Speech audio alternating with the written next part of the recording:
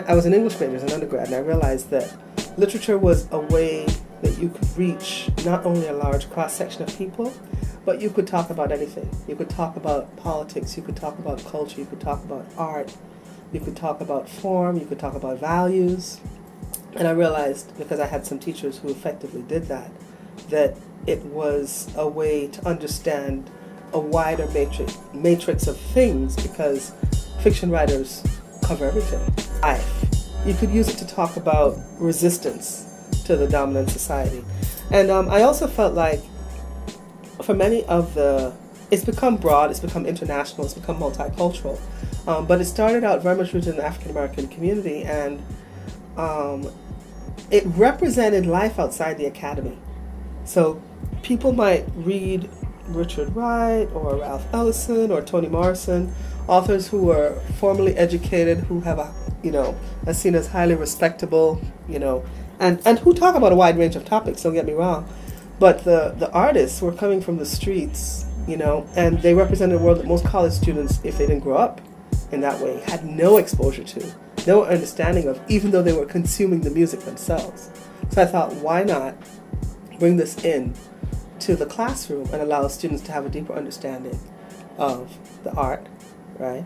And a deeper understanding of the cultural reality. And the thing that's great about hip-hop is that the more you learn about hip-hop, the more you learn about yourself and who you are and what your values are. So the first part is the historical and cultural context. The second part is analysis of the lyrics. And then the third part was performance, right, where students would have to actually write and perform their own poems and then memorize and perform some of the verses of one of the artists that we were studying. So I wanted people to have a sense of the form, right, and the depths of the form in terms of performance, and to realize that this isn't easy.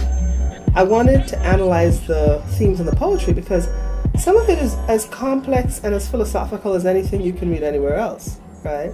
And then I felt as if you couldn't do any of those things if you didn't understand the social historical context from which it had emerged. So those three things I keep. I now see the course more and more as a history of the foundations, right? So that people can understand who the foundational popular artists were, because they influenced so much of what happened after. So I feel like if I only do that, then that's good. To me, what it shows is that students are hungry for classes which are seriously engaging popular culture, right? And really taking seriously the things that are part of their everyday lives outside. I think we create a space to have uncomfortable, controversial, but very real discussions, right?